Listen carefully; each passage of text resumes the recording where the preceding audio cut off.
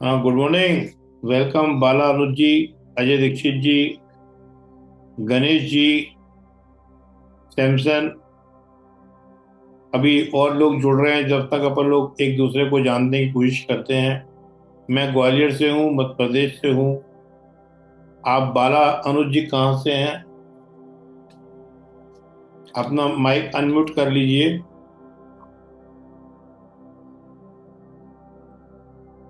Balaji, Bala Anuj, Ajay Babu. Yes sir. हाँ, ये video को आवाज ठीक आ रही है? यस यस, वॉइस और विजन दोनों बढ़िया है सर। ठीक है। ये बाला अनुज जी तो पानीपत से हैं। बहुत अच्छा है। आज का अध्याय जो है काफी इम्पोर्टेंट है। 8 चैप्टर तक अपन लोग चर्चा कर चुके हैं। आज 9 चैप्टर के ऊपर अपन चर्चा करने जा रहे हैं।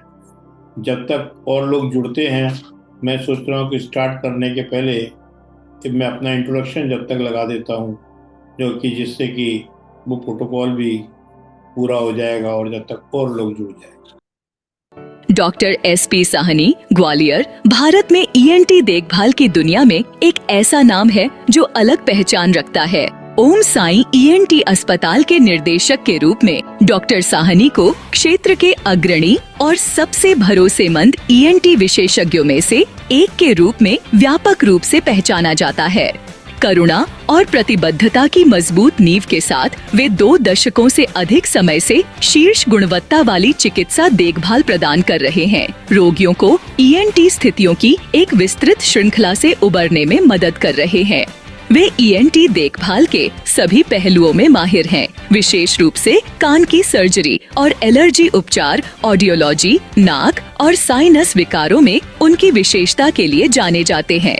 अपने शानदार करियर के दौरान डॉक्टर साहनी ने 1,20,000 से अधिक रोगियों की सेवा की है, 50,000 से अधिक सर्जरी की है और 15 से अधिक देशों का दौरा किया है। वैश्विक ENT सम्मेलनों में भाग लिया है और सीमाओं के पार ज्ञान साझा किया है। 20 से अधिक वर्षों के अनुभव के साथ उनका काम दुनिया भर में लोगों के जीवन को प्रभावित करना जारी रखता है। डॉक्टर साहनी ने 1986 में MBBS की पढ़ाई पूरी की। उसके बाद पोस्ट ग्रेजुएशन किया। 1989 में ENT में। 2002 से वे प्रमुख ENT सर्जरी का सफलतापूर्वक नेतृत्व कर रहे हैं और उल्लेखनीय परिणाम दे रहे हैं। उन्होंने PSC परीक्षा भी उत्तीर्ण की और SIHMC ग्वालियर में अनुसंधान अधिकारी और प्रशिक्षण समन्वयक के रूप में शामिल हुए, जहां उन्होंने राष्ट्रीय प्रशिक्षण कार्यक्रमों के आयोजन और प्रशिक्षकों को सलाह देने में महत्वपूर्ण भूमिका निभाई। उनके समर्पण के सम्मान में डॉक्टर साहनी को 1999 में प्रतिष्ठित WHO फेलोशिप से सम्मानित किया गया। साथ ही प्रमुख चिकित्सा संस्थानों से कई सम्मान भी मिले। लेकिन उनका प्रभाव चिकित्सा से कहीं आगे तक फैला हुआ है। एक प्रसिद्ध प्रेरक वक्ता के रूप में डॉक्टर साहनी ने दुनिया भर में कार्यशालाएं आयोजित की है। तनाव प्रबंधन, भावनात्मक संतुलन, जीवन कौशल और व्यक्तिगत विकास के लिए उपकरणों के साथ व्यक्तियों को सशक्त बनाया है। उनके विनम्र व्यवहार और प्रेरक संचार ने हजारों लोगों के जीवन को बदलने में मदद की है। जो लोग उनसे सीधे संपर्क नहीं कर सकते, उनसे जुड़ने के लिए वे एक सफल YouTube चैनल चलाते हैं, डॉक्टर SP साहनी के साथ जीवन को बेहतर बनाना, जहां वे जीवन को बेहतर बनाने वाले कार्यक्रम जैसे कि जीवन को बेहतर बनाना, तनाव प्रबंधन और शेयर एंड केयर साझा करते हैं, जो शारीरिक स्वास्थ्य और भावनात्मक कल्याण के मिश्रण को बढ़ावा देते हैं। Doctor SP Sahni ENT surgeon, global speaker और वेलनेस एडवोकेट सभी के लिए भावनात्मक कल्याण के साथ शारीरिक स्वास्थ्य सुनिश्चित करने के लिए वास्तव में प्रतिबद्ध हैं।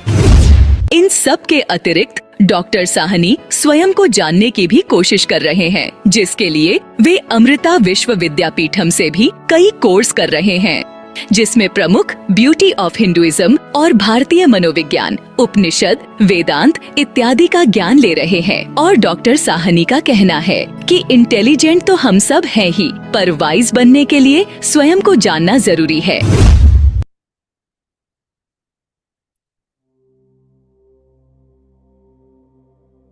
नमस्कार दोस्तों, आज का अध्याय जो है बहुत इम्पोर्टेंट है। गणेश जी आ गए क्या?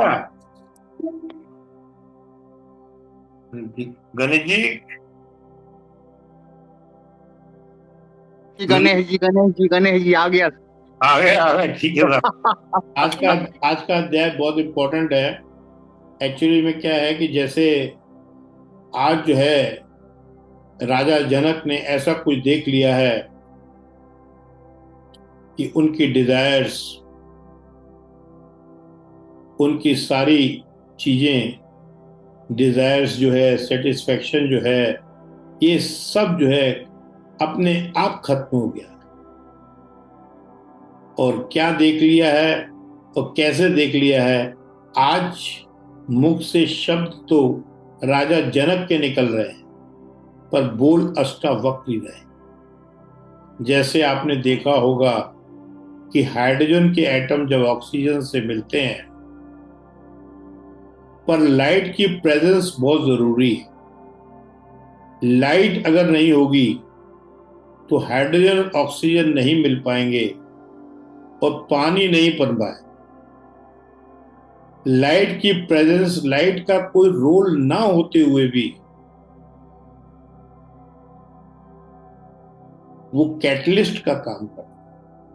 साइंस इसको कैटलिस्ट का काम करता है। आज sage Ashtavakra ji as a catalyst Raja Janak में काम कर रहे हैं, जो गुरु का फर्ज है।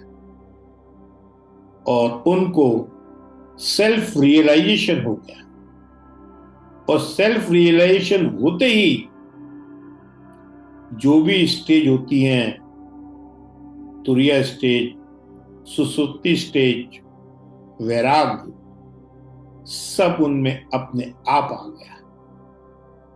डिजायर्स खत्म हो गए। इस चैप्टर में विशेष तौर पर यह बात की गई है कि धर्म क्या है,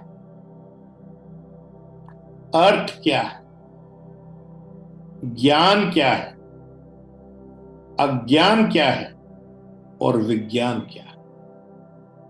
ये सब चीजों का अर्थ इसमें बताया गया। ये सब धीरे धीरे हम डिस्कस करेंगे। उसके पहले अपने आप के शरीर को हम लोग जान लेते हैं। ये जो हमारा शरीर है, जो कि 5 तत्वों से बना हुआ है, बॉडी जिसे हम कहते हैं, जो मांसपेशियां हैं, ये 5 तत्वों से बना हुआ है। अग्नि, आकाश, पानी, स्पेस, इन सब से बना हुआ है। ये जो बॉडी और मांस है, इसका एक पहला लेयर हमारा मांसपेशियों का है, जो हमारा शरीर फूड लेते हुए, प्रकृति जो कि जड़ है, उससे लेते हुए अपना शरीर का वजन 2.5 से 3 किलो का बच्चा पैदा होता है और वो 50 और 90 किलो तक का वजन बन जाता है। Bundle of food you can say. उसके बाद हमारे प्राण, सांसें, एयर, पवन पुत्र हनुमान, जैसे हम सांसें लेते हैं वो पवन पुत्र को अंदर ले जाते हैं और बाहर छोड़ते हैं, उसी से ही हमारे बॉडी के सारे system, lungs, pancreas, digestive system, body के सारे सिस्टम उसी के थ्रू चलते हैं। और इसके बाद तीसरी लेयर आती है एनर्जी की। वो एनर्जी कंट्रोल होती है बुद्धि से और इमोशन से, और इन सब को चलाने के लिए जरूरत होती है एक डिवाइन फोर्स की। उसी को प्योर कॉन्शियसनेस, आत्मा, चेतना, सोल कहा जाता है। फिर बात को समझने से, बॉडी और माइंड ये दोनों क्या है? एक दृश्य है, एक दृष्टा है। और प्योर कॉन्शियसनेस इसके ऊपर बैठी है, साक्षी रूप से। कर सब वही रही है पर मौन है। कुछ बोलती नहीं, सबके साथ आनंदित होती रहती है, सब चीजों की वही साक्षी है। जैसे पिक्चर का पर्दा है, हर एक्टर अपना अभिनय करके जाता है, पर उसके अभिनय का असर उस पर्दे पे नहीं पड़ता। ऐसे ही प्योर कॉन्शियसनेस जो डिवाइन फोर्स है, ये साक्षी है।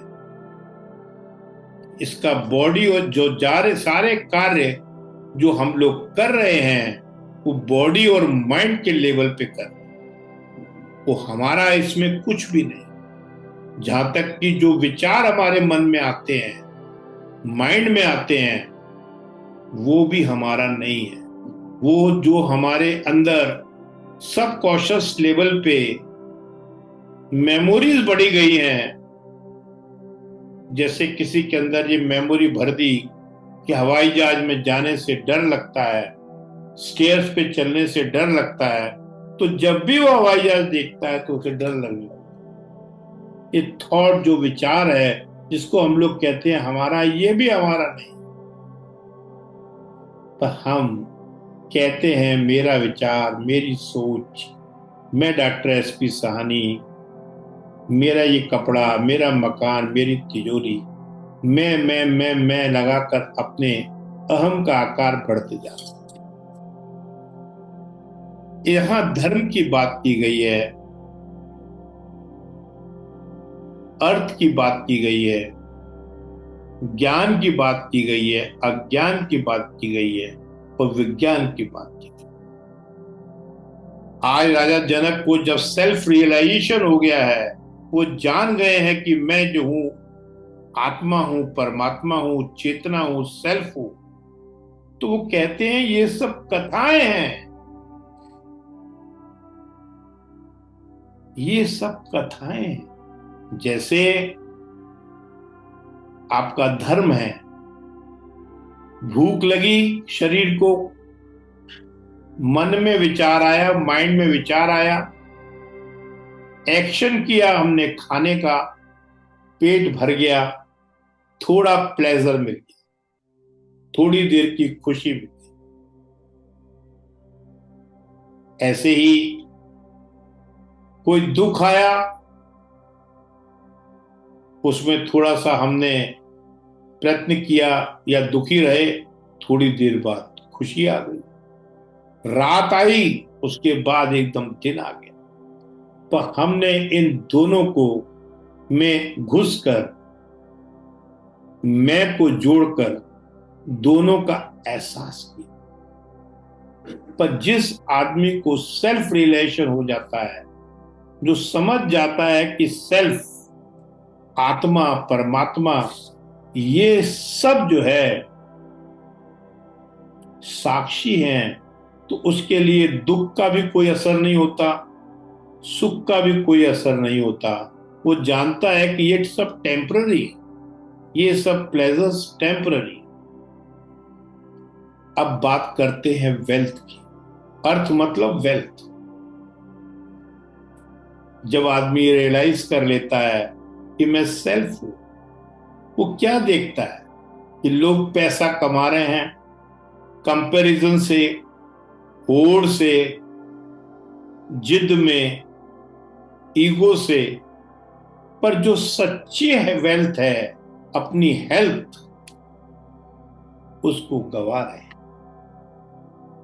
इस चीज का साक्षी भी सेल्फ है, चेतना, कि इतना अच्छा इंस्ट्रूमेंट जो 120 साल तक चल सकता था, सिर्फ टेम्पररी प्लेजर की होड़ में उसकी बॉडी हमने पूरी इंस्ट्रूमेंट खराब कर दिया। और आज की स्थिति यह है कि 60 साल के ऊपर 10 में से 2 ही लोग पहुंच, उसमें से मैं एक हूं, आप लोग भी हैं। उसकी आप लोगों को बहुत बहुत बधाई। सीनियर सिटीजन बनना भी एक बहुत बड़ा बधाई का पात्र, जिसकी मेरी तरफ से आप लोगों को लाख लाख बधाई और डिवाइन एनर्जी को मेरा बहुत बहुत शुक्रिया। तीसरा आता है ज्ञान।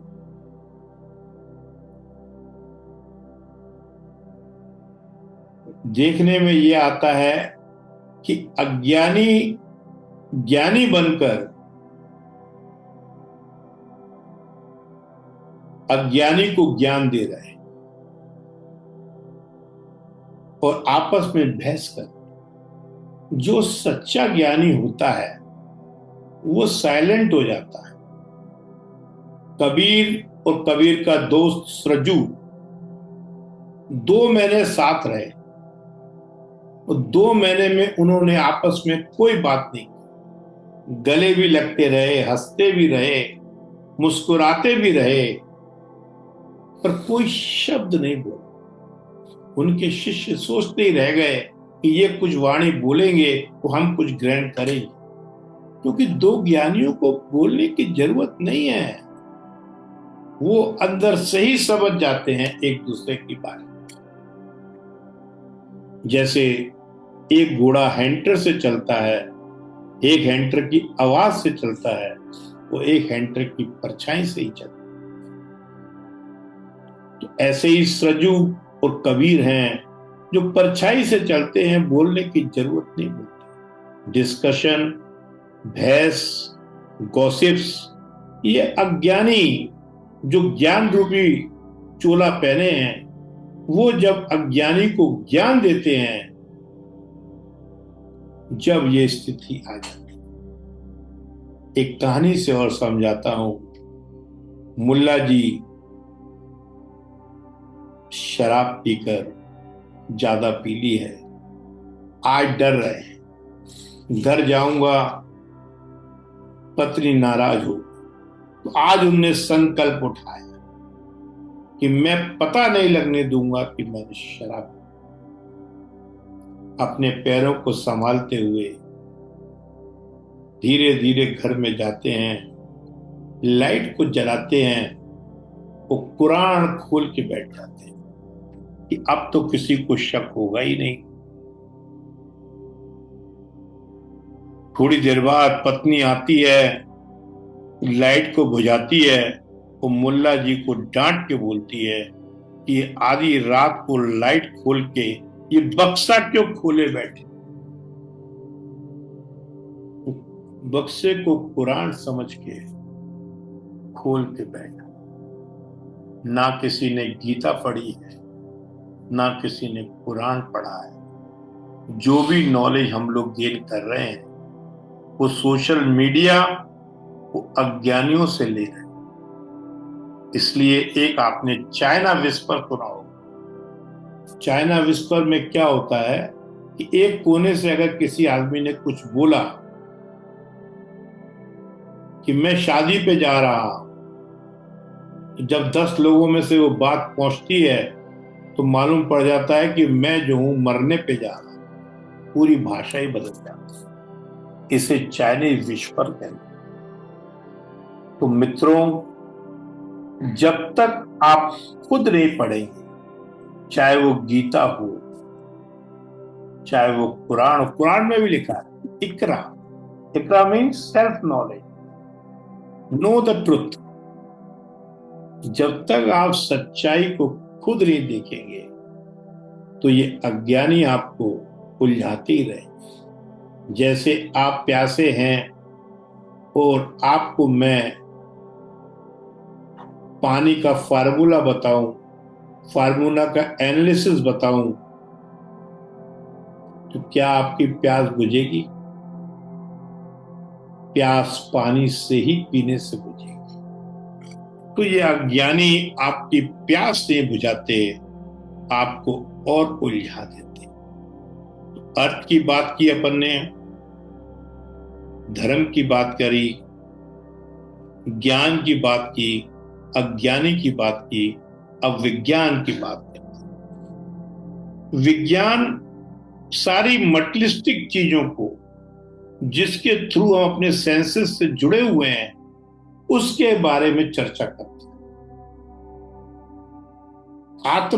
आत्मज्ञान के बारे में साइंस के पास कोई रिसर्च नहीं है।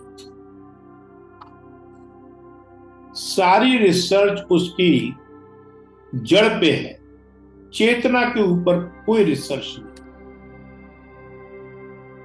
तो ये क्योंकि क्या है, जैसे पेड़ मेरे सामने पड़ा है, मेरे से कोई पूछेगा ये पेड़ इतना बड़ा कैसे हो गया, इतना सुंदर कैसे हो गया, मैं एक लाइन में बोलूंगा it is a miracle of God.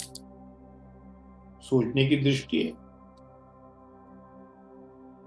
पर अगर साइंटिस्ट से पूछोगे तो कहेगा कि ये पंजाब का बीज था, इसमें इतना पानी डाला, इतना मिनरल डाला, इतनी मिट्टी डाली, जब जाके ये इतना सुंदर। वो उलझेगा, एनालाइज कर। ये साइंस है। अगर ये चीजें आपके समझ में आ गई हैं जो बॉडी और माइंड से रिलेटेड हैं, तो write C in the chat box.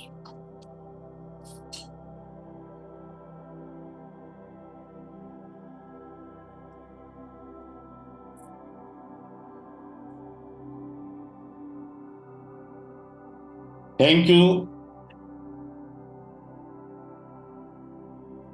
प्रवण कुमार जी, थैंक यू।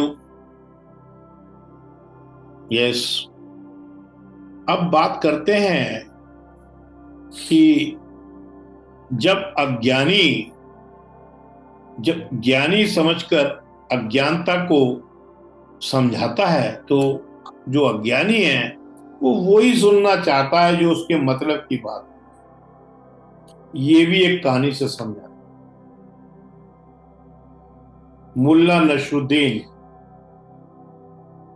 एक कपड़े की दुकान पर गए। उनको एक कपड़ा लेना था। उसने कहा कि 5 रुपए मीटर है। मुल्ला जी ने कहा कि 4.5 में देते हो क्या? उसने कहा महाराज 4.5 में तो मेरे घर में भी नहीं पड़ता। मुल्ला जी बोले चलो घर से ही ले लेंगे। मैं कहने का तात्पर्य है कि जो आदमी अज्ञानियों से सुनता है वो वही सुनता है जो वो सुनना चाहता है। मुल्ला नसरुद्दीन की नौकरी लगी। मुल्ला नसरुद्दीन ने कहा कि मैं कभी थकता नहीं हूं महाराज। एक दिन जब मालिक ग्राउंड पे निकला तो मुल्ला टांगे पसार के बैठा हुआ था। तो मालिक बोला कि मुल्ला जी टांगे पसारी हैं, आपने तो कहा था मैं थकता नहीं हूं। मुल्ला जी बोले यही तो ना थकने का मेरा राज है। तो आदमी अपने मतलब की चीजें लेता जाता है और उसको पहुंचते हो वही आगे बताता जाता है, तो वो एक साइकिल बन जाता है और अज्ञानता ही अज्ञानता, अज्ञानता ही अज्ञानता फैलती जाती है। पर आज कैटलिस्ट अष्टावक्र जी की वजह से और राजा जनक जो कि सब कुछ भोग चुके हैं, उनमें जिज्ञासा थी, नॉलेज भी थी और बोध करने की जिज्ञासा थी। तो कैटलिस्ट ने काम किया और तुरंत उनको सेल्फ रियलाइजेशन हो गया। तुरंत उनको सेल्फ रियलाइजेशन हो गया। सेल्फ रियलाइजेशन होते ही उनकी सारी डिजायर्स, सारा अटैचमेंट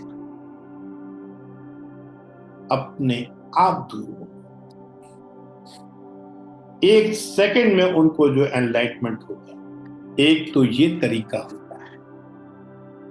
आपने सुसुप्ति तो कभी, सुसुप्ति स्टेट, आप वेकिंग स्टेट जानते ही हैं, स्लीपिंग स्टेट जानते हैं, ड्रीमिंग स्टेट जानते हैं। तो कई बार ऐसा होता है कि एक स्टेज आती है सुसुप्ति स्टेज। सुसुप्ति स्टेज का मतलब ये होता है कि आप सो भी रहे हैं पर आपको लग रहा है मैं सो रहा हूं, पर क्या हो रहा है आपको मालूम होता है और आप उठ के तुरंत बोलते हैं। डीप स्लीप जिसे बोलते हैं, उसमें क्या है, सब कुछ होता है पर आप नहीं होते। जनरली आपने देखा होगा, मैं तो रोज करता ही हूं, सुबह जब उठते तो आप बोलते आज अच्छी नींद आई, आज खराब नींद आई। आप सो रहे थे, आपके अंग अंग सो रहा था, कोई ऐसा दिया अंदर जल रहा था जो आपके अंदर की चीजों को देख रहा था। किसी ने आपको बताया कि आप अच्छी नींद सोए, खराब नींद सोए, आपने सपना देखा, क्योंकि आप तो नहीं थे। वही प्योर कॉन्शियसनेस। पर ये सहज हुई है, सहमत, इसे सहज समाधि कहते हैं, इसे सुसुप्ति स्टेज कहते हैं। पर यही चीज जब सेल्फ रियलाइजेशन पे हो जाती है तो उसको तुरिया स्टेट कहते हैं। कि जब आपने नॉलेज को बोध कर लिया, प्यास आपकी बुझ गई, आपने ये रियलाइज कर दिया कि सारा ब्रह्मांड मेरे अंदर से है, तो आप हर वक्त आनंदित होने लगे कि ये सब दुनिया मेरी बनाई हुई है, मैं ही हम ब्रह्मास्मि हूं, मैं ही तत्व तुम असि हूं। तो आप समझ लीजिए कि तुरिया स्टेट में। एक तरीका तो ये कि एक सेकंड में ही आदमी तुरिया स्टेट में आ सकता है, अगर वो पात्र सुपात्र है तो, क्योंकि अष्टावक्र गीता तो एक कसौटी है। पर अगर नहीं तो फिर वो पूरे रास्ते घूमकर, जो यम नियम, पूरे 8 नियम पंचतंत्र के, पंचाली के बने हुए हैं, उनसे होते हुए भी एंड में वही पहुंचता है। ऐसे ही है जैसे एक बच्चा कुर्सी पे टिक के नहीं बैठता 10 मिनट भी, फिर उसके पापा बोलते हैं कि 4 चक्कर लगाओ, और 4 चक्कर लगाने के बाद जब पसीना पसीना, सांस फूलते फूलते, वो जब अपने आप चुपचाप आके उस कुर्सी में बैठ जाता है। तो अभी हमने बात की तुरिया स्टेट की, जो रोज आपके साथ घटती है, कभी कभी घटती है, वो भी एक अपने आप को जानने की सेल्फ रियलाइजेशन की स्टेज है। पर क्योंकि वो अज्ञानता में हुई है, आपको मालूम नहीं पड़ता, तो उसको सेल्फ रियलाइजेशन नहीं कहा जा सकता। पर जब यही सेल्फ रियलाइजेशन कि मैं शरीर नहीं हूं, माइंड नहीं हूं, मैं इनके कार्यों का साक्षी हूं, मैं डिवाइन एनर्जी हूं, मेरा प्रकाश ही पूरी दुनिया से ब्रह्मांड को बना रहा है। जब ये चीज समझ में आ जाती है, ज्ञान हो जाता है, ज्ञान का दीपक जल जाता है, तो वो तुरिया स्टेट कहलाता है। वो तुरिया स्टेट कहलाता है। अगर इतना समझ में आ गया हो तो give me the permission, right P in the chat box.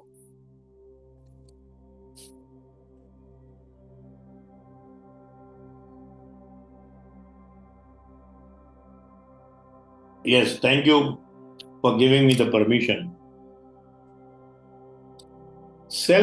जब सेल्फ रियलाइजेशन आदमी को हो जाता है, तो वो जब चलता है तो उसके मन में उसको ऐसा लग रहा होता है कि चल रहा है शरीर, मैं देख रहा हूं। जब वो बोलता है, उसको ऐसा एहसास होता है कि मैं बोल मेरी वाणी रही है, बोल एयर रही है, वोकल कॉर्ड्स हैं, मैं सिर्फ देख रहा हूं। क्योंकि परमात्मा मौन है, तो वो बोलता नहीं, डिस्टर्ब नहीं करता, वो विटनेस बन जाता, साक्षी बन जाता। जब वो जैसे ही साक्षी बनता है, तो सुख दुख की डिजायर उसको नहीं रहती। सुख में भी उसको आनंद आता है, दुख में भी उसको आनंद आता है। सबसे प्रेम करता है, मोह नहीं करता। मतलब डिटैच होके, जैसे कई जगह ऐसा लिखा गया है, शादी प्रेम का सुसाइड है। सही बात। जैसे ही पत्नी शब्द बीच में आ जाता है, तो प्रेम खत्म हो जाता है। शादी में अगर आप फ्रेंड्स बने हुए हैं, तो प्रेम बना रहता है। तो प्रेम साक्षी भाव है, जिसमें आप सब देख रहे हैं पर इंटरफेयर नहीं कर, डिटैच होके सब कर रहे हैं। यही मैरिज सक्सेसफुल होती है। और फ्रीडम एंड स्टिलनेस, एक कहानी से समझाता हूं ये पूरा का पूरा फ्लो चार्ट। एक लड़का समुद्र के किनारे या नदी के किनारे बैठा, उसको अपनी परछाई से मोहब्बत इतनी हो गई कि वो उसको अपनी लैला समझने लगा, वो खुद को मजनू समझने लगा। बड़ी भारी परेशानी हो गई। जैसे ही वो उसको पकड़ने के लिए जाता, पानी में लहरें आती, लैला भाग जाती। सालों तक ये प्रतिक्रिया करता रहा और एंड में वो भी मर गया। हम लोगों का भी यही हाल। हमने हर जगह अपनी मैं को, मेरा घर, मेरी तिजोरी, मेरे बच्चे, मेरी पत्नी, मेरे रिश्तेदार, इन सबको अपने शोरगुल के लेक में परछाई रूपी मैं बना के अपनापन डाल दिया और हम उनको पकड़ने की कोशिश करते हैं और पकड़ते पकड़ते ही हमारी जिंदगी खत्म हो जाती है। अगर हम साक्षी रूप से सब देखते रहें कि बच्चा बाहर पढ़ने जा रहा है, अच्छा पढ़ रहा है, शादी हो रही है, उसके बच्चे हो रहे हैं, जो भी प्ले चल रहा है पिक्चर में, जो भी रोल चल रहा है, हम अगर उसको मजे से आनंद से देखते रहें तो पिक्चर में कितना मजा आता है। यही सेल्फ रियलाइजेशन होने के बाद आदमी प्ले को एंजॉय करता है, डिजायर्स खत्म हो जाती है और डिटैचमेंट खत्म हो जाती है। तो आज अष्टावक्र जी के कैटलिस्ट बोल राजा जनक रहे हैं, पर शब्द राजा जनक के हैं, पर अंदर से ज्ञान अष्टावक्र का ही निकल के आ रहा है। जैसे ही आप सेल्फ रियलाइज हो जाते हैं तो आपकी सारी चीजें ऑटोमेटिकली खत्म हो जाती हैं। ना फिर किसी ध्यान की जरूरत है, ना किसी मेडिटेशन की जरूरत है, ना इन कथाओं की जरूरत है। आप समझ जाते हैं। और मेन टीचिंग यही है इसके अंदर कि मैं जो हूं आत्मा हूं, परमात्मा हूं। आत्मा को जो है आकाश तुल कहा गया। आकाश में बादल आते हैं जाते हैं, पर आकाश को कोई फर्क नहीं पड़ता। ऐसे ही दुख सुख, झूठा सच्चा, सब एक्शंस आपके प्योर कॉन्शियसनेस में नजर आते हैं, पर उस पर कोई इफेक्ट नहीं पड़ता। पर ये सब चीजें कब रियलाइज होती हैं? जब आप आकाश की तरह काम होते हैं, साइलेंट होते हैं, कंप्लीट होते हैं। जब आदमी ये रियलाइज कर लेता है कि मैं आकाश हूं, जैसे बादलों का असर उस पर नहीं होता, ऐसे ही सुख दुख का असर भी मेरे ऊपर नहीं होता। जिस स्पेस में मैं बैठा हूं, स्पेस तुल्य भी कहा है। आत्मा, परमात्मा, चेतना, सोल, इन सबको स्पेस तुल्य भी कहा है। मैं स्पेस में बैठा, बाकी जो कथाएं हैं इन दीवारों की है। ये दीवारी तो कभी ना कभी टूटेंगी, पर जब ये दीवार टूटेगी तो एक स्पेस दूसरे स्पेस से मिल जाए। यहां जन्म मरण का चक्कर भी खत्म हो जाता है, कोई पुनर्जन्म का खेल भी खत्म हो जाता। अब मछली कहे कि मुझे पानी से मिला दो, तो कौन उसको मिला सकता? जो भी साधन उसको मिलाने के होंगे वो उसको दूर ले जाने के लिए। मित्रों, सारी चीजें कहानी में लपेट के बताता हूं। एक हाथी पुल पार कर रहा, पुल डगमगा रहा, हिल रहा। जैसे ही वो पुल पार कर लेता है, तो एक मक्खी जो उसकी सूंड पे बैठी थी, जिसका हाथी को पता भी नहीं था, तो मक्खी बोलती है, बेटा अपन दोनों ने मिलकर कैसे पुल को हिला दिया। यहां हाथी एनर्जी है, डिवाइन शक्ति है, हम मक्खी रूपी उस पे बैठे हैं।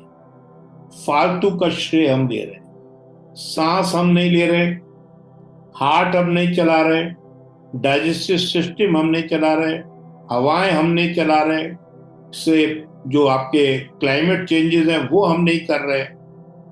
जब हमारे हाथ में कुछ है ही नहीं, तो हम मैं का भाव, कर्ता का भाव लाते ही आपका अहम का आकार बढ़ जाता है, ईगो बढ़ जाती है, वो आप पत्थर रूपी बन जाते हैं, वो आप पे किसी भी ज्ञान का असर नहीं होता। ये चीज समझने की जरूरत है। प्लेजर और पेन रियलाइज पर्सन के लिए सेम होते हैं, उसे कोई फर्क नहीं पड़ता। वो दोनों जानता है कि ये सब माइंड से उपजी हुई चीजें हैं, क्योंकि माइंड का स्वभाव भटकाने का होता है। दुख और सुख, प्लेजर, ये सब माइंड की करतूत है, उसमें वो फंसता नहीं है। वो आम जनता जिसको रियलाइज नहीं है, वो जो है फंस जाता है। जो आदमी अपनी आत्मा को समझ जाता है, परमात्मा को समझ जाता है, वो बाउंडेज से लिबरेट हो जाता है और बिना वरी और करी और एंजाइटी और डिप्रेशन से अपनी लाइफ को आनंदित होकर, डांस करते हुए, मुस्कुराते हुए, लीलाएं करते हुए, प्ले देखते हुए जिंदगी गुजारता है। वो हर पल अपना स्वर्गमय बनाने की कोशिश करता है। वो सूंघता है, सूंघता है, चलता है, देखता है, वो सब समझता है कि मेरा शरीर चल रहा है। तो वो ये सब चीजों पर उसकी लाइफ किसी चीज में पार्टिसिपेट नहीं करती। वो अपना रोल एक एक्टर की तरह अच्छा निभा पाता। पर जहां हमारे अंदर मैं का भाव आ जाता है, हम कर्ता रूपी बन जाते हैं, तो सारी प्रॉब्लम, सारे बाउंडेज उसमें आ जाते हैं। जबकि प्योर कॉन्शियसनेस जो है वो फ्री है। जैसे ही ज्ञान, जैसे ही अंधेरा है और जैसे ही डार्कनेस आती है, तो डार्कनेस को हटाने के लिए एक दिए की जरूरत है। ऐसे ही रियलाइज होने के लिए एक ज्ञान की जरूरत है। पर जरूरत है उस पात्र को सुपात्र बनने की। नहीं तो आप इसी चक्रों में घूमते रहेंगे, अर्थ के चक्कर में, ज्ञान के चक्कर में, धर्म के चक्कर में, और जो है साइंस के चक्कर में। और एक ज्ञान भी आपको मिलेगा तो आपको परेशानी होगी। सब चीजों को समराइज अगर हम करें तो ये है कि अष्टावक्र गीता का मतलब ये नहीं है कि आप जो है घर बार छोड़कर सब जगह चले जाएं। आपको कमल की तरह इसी जीवन में रहना है, सब चीजें करनी है, पर साक्षी बनकर देखना है। तो ये देखना है कि ये प्ले परमात्मा द्वारा किया जा रहा है, वो हम इसके साक्षी हैं, जिससे आपके ऊपर कोई भी धब्बे नहीं आएंगे। तो आपको लास्ट में एक फर्क समझाता हूं कि जो रियलाइज्ड पर्सन है और जो आम आदमी है, फर्क क्या होता है। अगर डिजायर के एंगल पे देखें तो जो वर्ल्डली पर्सन है वो सीक प्लेजर अवॉइड्स पेन। वो क्या चाहता है कि प्लेजर ही प्लेजर मिले, शराब पीऊं पर हैंगओवर ना आए। कैसे होगा? नहीं हो सकता। पर जो रियलाइज पर्सन है seeks both as a passing experience. जो रियलाइज पर्सन है, जो जान चुका है कि मैं प्योर कॉन्शियसनेस हूं, वो दोनों चीजों को जानता है कि बोथ विल पास। एक्शन में क्या फर्क आ जाता है? जो वर्ल्डली पर्सन है, जो आम आदमी है, अज्ञानी है, एक्स फॉर द रिजल्ट। जैसे आतंकवादी हैं, फोकस्ड हैं, रिजल्ट ओरिएंटेड काम है उनका, अज्ञानी है। पर जो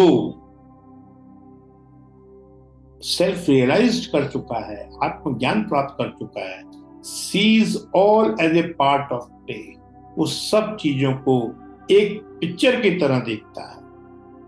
अटैचमेंट के लेवल पे जो अज्ञानी है फील्स माइंड, मैं, मेरा मेरा मेरा करता रहता है। और जो ज्ञानी है sees all as a part of play.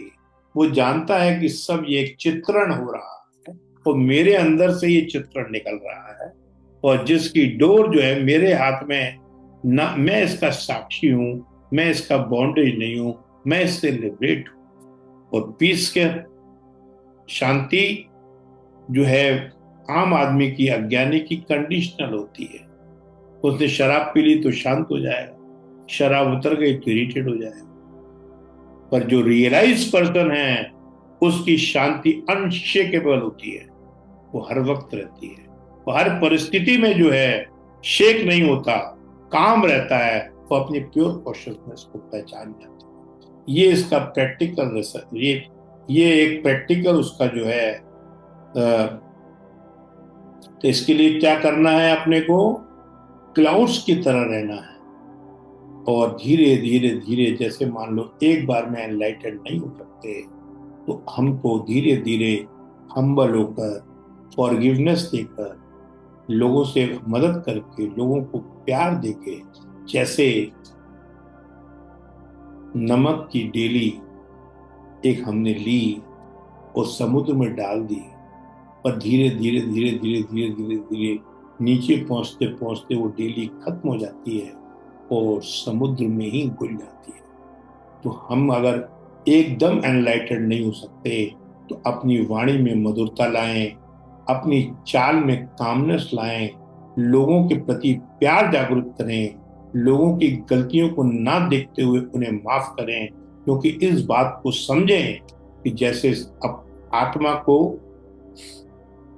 इस आकाश तुल पा गया है। मित्रों, आकाश का चित्रण अगर गटर में है तो क्या आकाश खराब हो जाता है? नली में है तो क्या वो खराब हो जाता है? नहीं होता। ऐसे मित्रों, कोई शराबी है, कोई जुआरी है, कोई गरीब है, कोई दुश्मन है, इन सब में आत्मा एक ही है, जो कि किसी चीज में भागीदार नहीं है, जो प्योर है, जो टोटली प्योर है, उसमें कोई भी खराबी नहीं है। उसकी आत्मा को देखना है और उसकी जो मदद आपके लेवल से बन जाए, तो ऐसे ही आप धीरे धीरे नमक की डेली बनते जाएंगे और धीरे धीरे आपका समय ऐसा आएगा कि आप पूरे घुल जाएंगे, वो आप परमात्मा रूपी बन जाएंगे। और फिर एंड में आप बोलेंगे अहम ब्रह्मास्मि। शुरू में अगर मैं बोलता कि अहम ब्रह्मास्मि तो आप लोग मेरे ऊपर हंसते। मित्रों, इन्हीं शब्दों के साथ अपनी वाणी को विराम देता हूं। वो आप लोगों से निवेदन करता हूं, कोई क्वेश्चन है तो मुझसे पूछ सकते। धन्यवाद। डॉक्टर साहब, अहम ब्रह्मस्मि तत्त्वमसि, अहम ब्रह्मस्मि तत्त्वमसि। हरि ओम तत्सत, हरि ओम तत्सत, हरि ओम तत्सत। गणेश जी, मजा आ रहा है कि नहीं आ रहा? बहुत मजा आ रहा है सर, बहुत मजा आ रहा है, बहुत मजा आ रहा है। बस ठीक है, लोगों को जोड़ते जाओ। अब अगले संडे को 10वां अध्याय लेंगे। बाला अनुज समझ में आया? अच्छा, अष्टावक्र 18 12। अब अगली बार 20 अध्याय हैं, 20 पढ़ाएंगे आपको। अच्छा, ठीक है सर, ठीक है सर। और कृष्ण जी क्या हाल है? किशन सिंह साहब बिल्कुल बढ़िया सर, आप बताओ कैसे हो सर? बस बढ़िया है यार, ये मैं बड़ी मेहनत कर रहा हूँ, आप लोग सुनो। सेल्फ रियलाइजेशन और गॉड रियलाइजेशन में क्या अंतर है सर? अगर सेल्फ और गॉड एक ही है तो सेल्फ रियलाइजेशन और गॉड रियलाइजेशन अलग अलग कैसे हैं? अगर सेल्फ वो एक ही है, एक ही है, एक ही है ना? एक ही है। आत्मा और परमात्मा एक ही है, उससे मिलने की जरूरत नहीं है। ये स्पेस है, बेसिकली ये शिव है। अपने अंदर जो स्पेस है वो शिव है। भाई आप समझो, जैसे इस बोतल में पानी है, बोतल में स्पेस है। मैंने अगर काट दिया तो स्पेस स्पेस में मिल गया। बिल्कुल सर। बेसिकली ये जो कहानियां हैं, ये कथाएं हैं पुनर्जन्म की, ये सब लोगों ने अपने स्वार्थ के लिए बनाई हुई। रियलाइजेशन के लिए हमें क्या क्या स्टेप लाइफ में उठाने चाहिए सर? क्या किस चीजों पे फोकस करना चाहिए? भाई वही ये आपको हम्बलनेस लानी चाहिए, फॉरगिवनेस करनी चाहिए, माइंड ओके। को पीस रखना चाहिए। अब जब आप चल रहे हो तो आपको ये रियलाइज करना चाहिए कि मेरा शरीर चल रहा है तो मैं देख रहा हूँ। जब आप किसी से खाना खा रहे हैं तो आपको लगना चाहिए मेरा शरीर खाना खा रहा है, मैं देख रहा हूँ। अपने आप को बॉडी से अलग मान के चले, अपने आप को मन से अलग मान के चले, अपने आप को इसकी ईगो से अलग। ये प्रैक्टिस करनी है। तो जी जैसे सर। आप मेरे से बोल रहे हैं, आप जैसे जब आप सुपात्र बन जाएंगे, जैसे राजा जनक बन गए हैं, तो automatically Rishi Ashtavakra ji as a catalyst आए और काम हो गया। ऐसे ही क्या है कि अष्टावक्र गीता तो अमेज़न पे बहुत पड़ी हुई है, मैंने कभी नाम ही नहीं सुना था। जब परमात्मा की मेहर हुई, मेरे को लगा अष्टावक्र गीता पढ़ो, तो कहीं ना कहीं मेरे में बेटरमेंट फील हुआ। तो मैं फील कर रहा हूँ जैसे नमक की डेली है, वो धीरे धीरे घुलती जाती है, वो आखिरकार समुद्र में मिल जाती है। ऐसे ही अपने को डेली बनना है, रजिस्ट नहीं करना है। फिर बचपन आया, आपने देखा, जवानी आई, आपके अंदर कैसे वासना आई वो भी आपने देखी। अब जैसे जैसे आपकी जवानी खत्म हो रही है, वासना कम हो रही है, ये भी आपने देखी। बिल्कुल सर। अब बुढ़ापा है, वो भी आप देखोगे। तो ये सब आप खुद देख रहे हो, रियलाइज नहीं कर पा रहे। इसी को रियलाइज करना है, यही अष्टावक्र गीता कहते हैं। बिल्कुल sir, thank you sir. Okay, thank you. वाह वाह, बहुत अच्छा डॉक्टर साहब, बहुत अच्छा सर, बहुत अच्छा, वाह thank you Ganesh ji, thank you.